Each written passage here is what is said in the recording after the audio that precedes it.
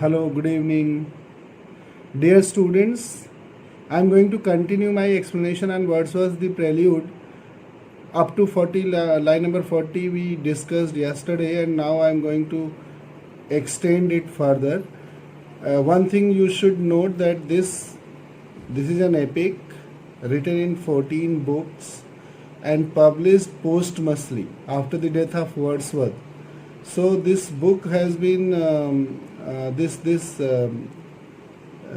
poem of Wordsworth is monumental that way, because this is spiritual autobiography. As I told you, spiritual autobiography means the growth of the poet in spirit, how the spirituality grew up in Wordsworth. That is the details to be found there.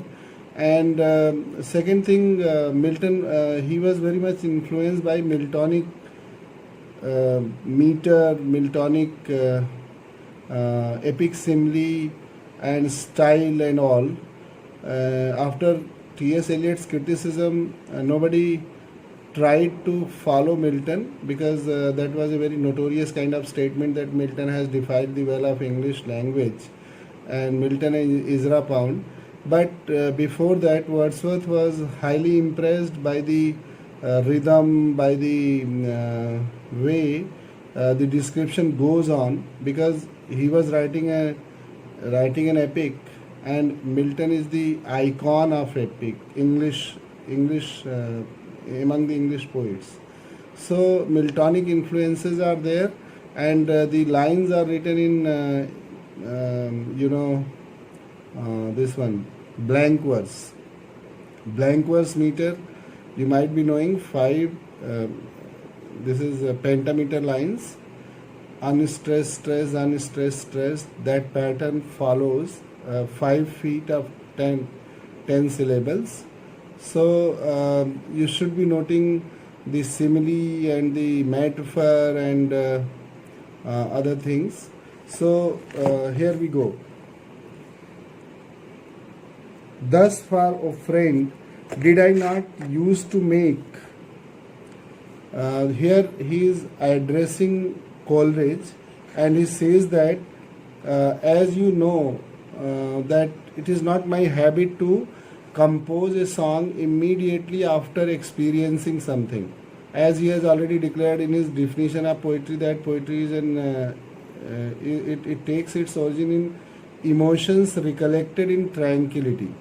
So emotions recollected in tranquility means, first of all, what happens, the poet observes, and the observation is registered in his mind for a long time, and it sinks back into the consciousness of the poet. The experience of the poet gets mingled with the consciousness of the poet, and then after one day he recounts those experiences, and then he translates it on the pages.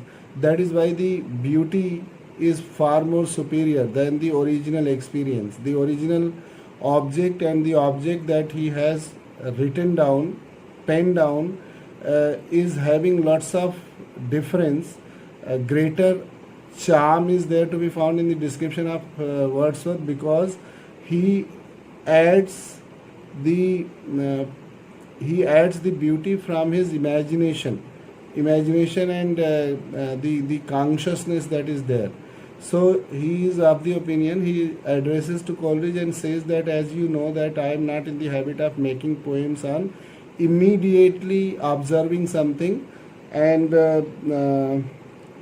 pour forth that day my soul in measured strains that would not be forgotten and are here. So till now, whatever poetry he has written by contemplating the experiences later on. And on the open fields I told a prophecy, and he says that I made a prophecy to myself, and that prophecy was, poetic numbers came spontaneously to clothe in priestly robe, a renovated spirit signaled out.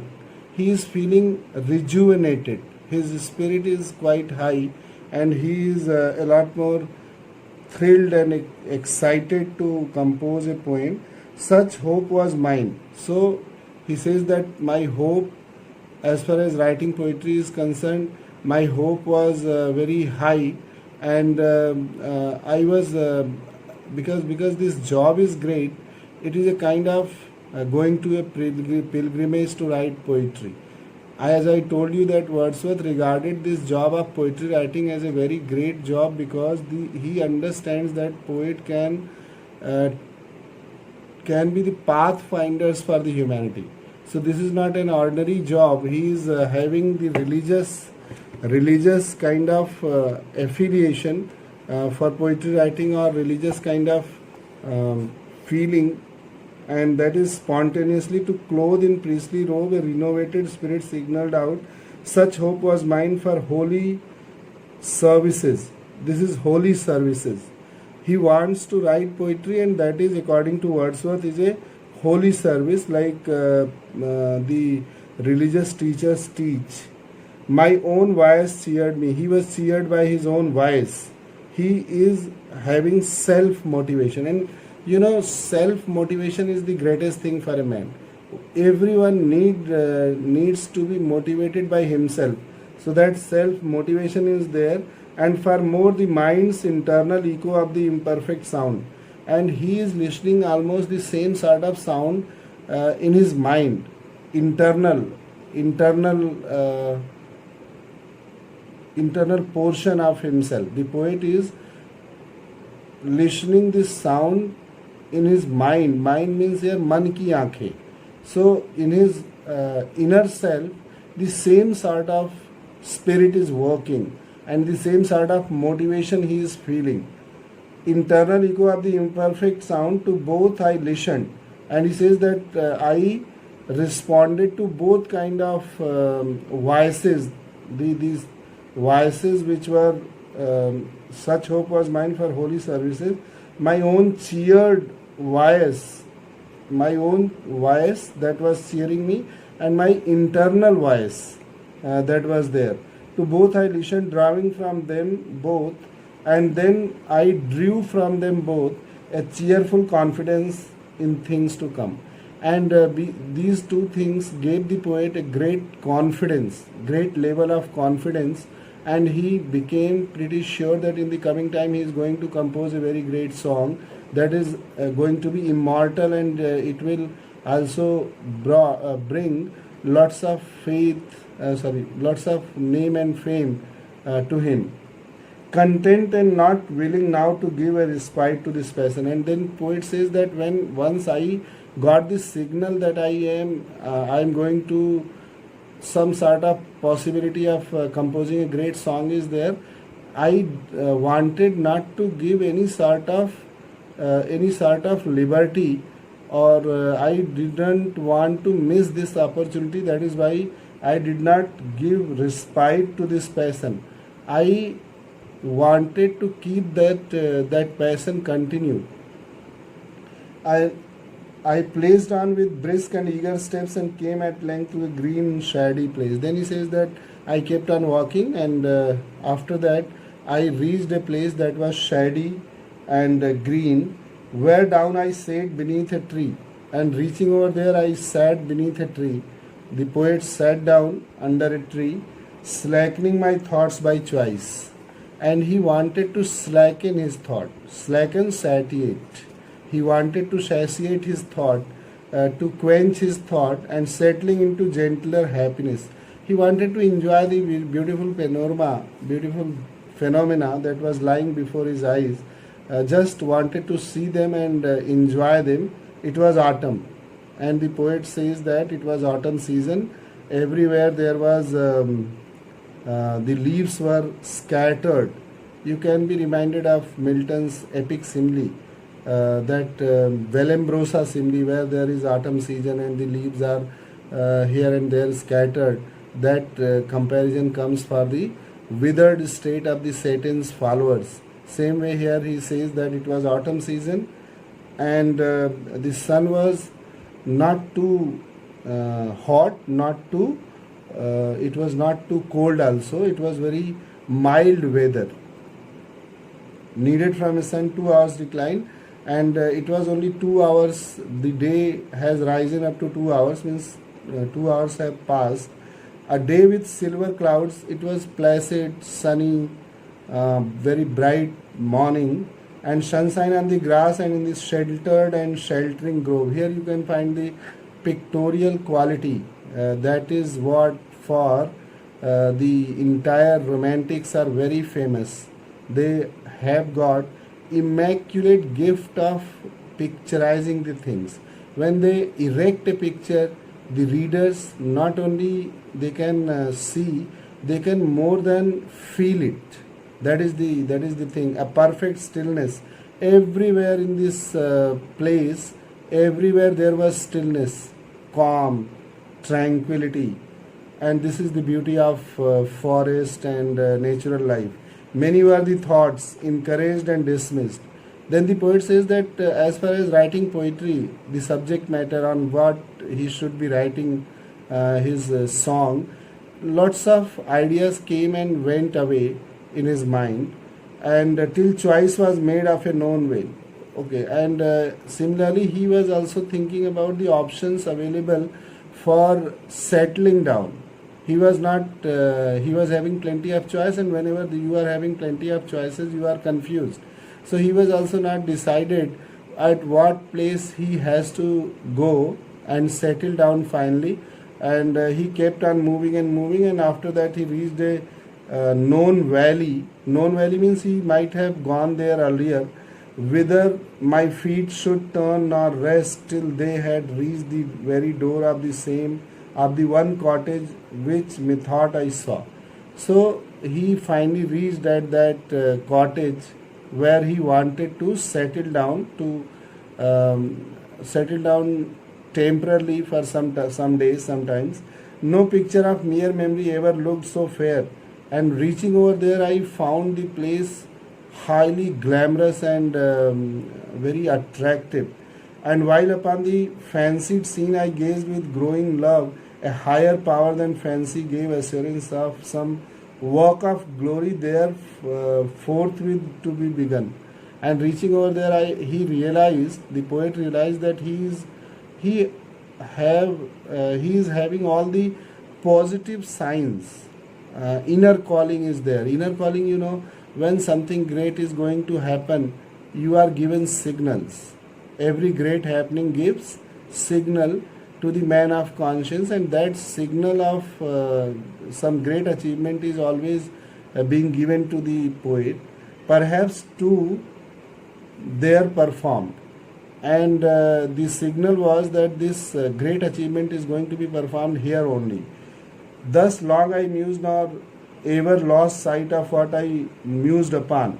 So he kept on thinking, and he was always keeping an eye what he is thinking of, save where amid the stately grove of oaks now here and now there. Sometimes there was complete silence, sometimes there used to happen some sort of sound coming out of the dislodging of some apron like fruit which were falling from the branches of the tree.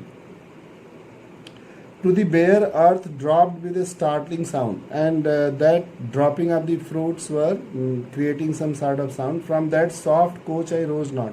He says that I was sitting on the grass, and that was very soft cushion, and I did not. The poet says that he did not get up from that sitting from that couch for a long time till the sun had almost touched the horizon. Means it was almost the sunset time when he got up from there, and he enjoyed the cushion that he got in the form of grass.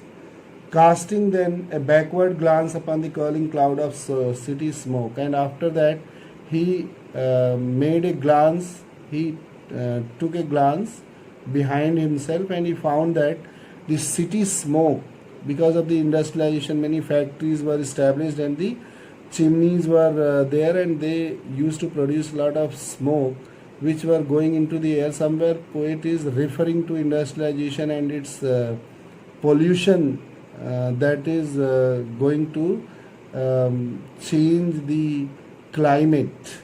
So by distance ruralized, he says that he saw the trails of smoke coming out of the chimneys of the factories, and that place is quite behind, quite far away. Keen as a truant or a fugitive.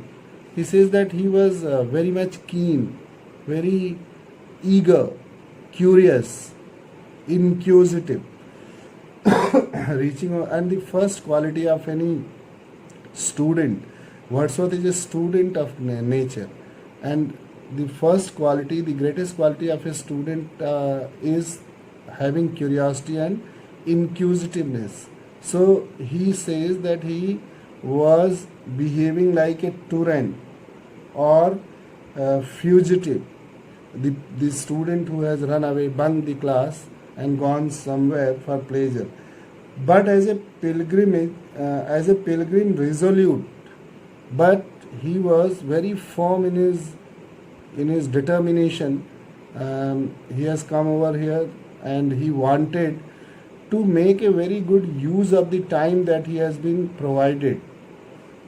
I took even with the chance equipment of that hour, the road that pointed toward the chosen vale. And then he saw the road by which he has to go to reach that valley which he has desired to reach.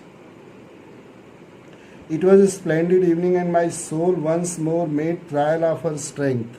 It was the evening time, and once again the poet is trying to come to terms with writing, and he says that my soul made a trial. It wanted to compose some song, and not lacked Aeolian visitations. Aeolian visitations is here coming for poetic creativity. So he says that that evening he was having the signal of creativity also, but the harp was soon defrauded. He felt like writing poem, but very soon he was not able to stabilize the creative urge that flashed in his mind. Before writing poetry, writing anything, writing any essay, you have got certain things working, certain itching in your mind. Same way the poet had the itching in the mind, but he could not retain that creative urge. And it is very important for the poet to retain that creative urge. As long as he would be able to retain that creative urge, he would be able to compose the song, because composition of poetry needs concentration. It's a matter of great concentration, or for that matter, you can say any kind of creation needs concentration. Okay, having said that, harmony dispersed in struggling sounds was soon defrauded, and the banded host of harmony dispersed in strangling sounds. Somehow he couldn't retain that flash of creativity, and it has gone away. It has gone away from him. And lastly, utter silence. And then the greatest hope with the poet was to compose a song. And as soon as he got the signal to compose the song, he became happy. He became cheerful, hopeful also. All of a sudden that creative urge is gone. So he's feeling a bit depressed, and he's missing out that thing. Be it so. Then he realizes, and then he gives confidence to himself. Let bygone be bygone. And why think of anything but present good?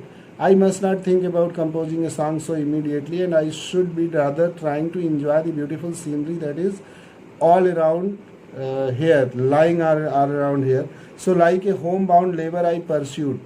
Then the poet says that he kept on pursuing his way like a homebound laborer, as if he was the homebound laborer of nature, and he kept on walking and walking and walking. My way beneath the mellowing sun that shed mild influence, nor left in me one wish again to bend the Sabbath of that time to a servile yoke. He says that I didn't mind that missing out that creative flash and not being able to write poem. and I thought that why to make so much of labor? Leave it. What need of many words? A pleasant loitering journey. He said that what need? I don't need anything else. The pleasant, beautiful aspects, the glamorous uh, scenes and sights which are there for my eyes, they are enough if I don't find anything. As it is said that beauty pays the beholder by itself. So the beautiful objects that he was perceiving, he was recording in his mind, that was enough satisfaction, consolation for him. And he says that I thought not to miss to be able to write poem. Continued brought me to my hermitage, and finally he reached his destination. I spare to tell of what ensued the life in common things. I am not going to talk all the details what he passed through, the endless store of things. He passed through the endless store of things. So many things, so many objects, so many beautiful sceneries were there, rare or at least so seeming. And those sceneries are not very commonplace sceneries, they are very rare and very attractive, highly extraordinary scenes were there. Every day found all about in me. In one neighborhood, this self-congratulation. And every time he says that every time he used to see a beautiful scenery, he congratulated himself for being able to reach there and enjoy that beautiful farm. And from morn to night, unbroken cheerfulness serene, but speedily an earnest longing rose to brace myself to some determined aim. Lastly, he felt that he should be having some sort of determined aim to do something great and commitment. Reading or thinking, either to lay up new stores or rescue from decay the old, and he was thinking that what his poem should be centered around on what subject, whether he should invent some new subject and write poetry, or he should make use of the earlier thoughts which are there lying in his memory. And by timely interference, and therewith came hopes still higher. And he was very much excited. Lots of things were there in his mind which he had experienced earlier, and many things he was able to invent presently. As I told you that he has given stages. First the poet observes the things, then he records it in the mind, in the storehouse of mind, and then he makes the judgment on what subject, because every subject that you have experienced, everything that you have experienced, you cannot write poem. Only some selected, some scope, some subjects which are having scope and prospect, only on them poetry can be written. So he was the selection and rejection happens to be there. On what subject he should be composing a song, that idea was hitting his mind by timely interference, and wherewith came hope still higher. And sometimes he becomes very ambitious to compose some song that has never been attempted, because every poet is like that, because ambition somewhere is a great motivation. As Milton says that the kind of poem he was going to write, neither in verse nor in prose, this kind of poem is attempted. So he wanted to transcend all the previous poets. Same way, every poet thinks like that. You might be knowing about Keats, that the unfair criticism of one of his ambitious project, one of his ambitious verse collection, he wrote a poem, Hyperion I think, and the critics unfairly criticized it, and he got so much shocked that he died later on. So that kind of impact is there. I might endure some airy fantasies that had been floating loose about for years. Many things were there in my mind, and they were floating in my mind, and I thought about them. And to such being temporarily deal forth the many feelings that oppressed my heart. and many things were there which were oppressing my heart, something very emotional, something very touchy, something very pathetic was also there with the memory of the poet. That hope hath been discouraged. Welcome light dawns from the east. And as he was thinking about the subject matter of poem and what he should be writing, making his song, the entire night passes, and it was the daytime. It was about to break the day. Dance from the east, but dance to disappear and mock me with a sky that ripens not. It was the dawn. Dawn is the symbol of creativity, symbol of new beginning, right? But he says that the dawn, my dawn, the dawn that his dawn would be when he would be able to compose something, to write something. And he says that it was the dawn by breaking of the day. It was a new beginning. But for me, it was not a dawn. And mock me with a sky that ripens not. It was mocking me. एक तरह से मुझे चिढ़ा रहा था. It was making my face. And it was mocking me that your dawn, your ripeness has not yet arrived into a steady morning. If my mind remembering, somewhere he was given the signal that I yet had to wait for some time for my subject. Remembering the bold promise of the past would gladly grapple with some noble theme. Vain is her wish. I wanted to write something about some noble theme, but I couldn't decide. Wherever she turns, she finds impediments from day to day renewed. So whatever subject matter he took, he thought of composing poem, in every subject matter some sort of problem, some sort of impediment, some sort of hurdle he felt, and finally he couldn't start the project. Then there is a change of paragraph, and now it would content me to yield up those lofty hopes a while.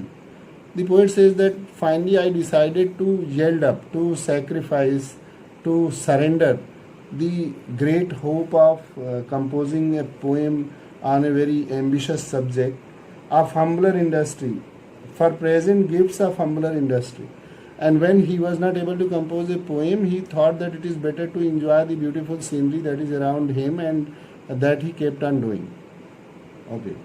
But, oh dear friend, the poet, gentle creature as he is, then again he addresses, Coleridge, and says that poets are very gentle people. At one place he has said that the prerequisite of a poet is having the simplicity of heart, very great sympathy and empathy for humanity, and the poet needs to have maliceless and pure pristine heart. That is why he says that the poets are very gentle people, and lovers are also very gentle people, because lovers are harmless people. It is said that they cannot harm anyone. And poet, gentle creature as he is, hath like the lover his unruly times. And poets and lovers, they are most often compared with each other, lunatic lovers and poets. So they are having lots of thoughts and ideas in their mind, and they are busy with those ideas and those thoughts. They are having obsession of thought.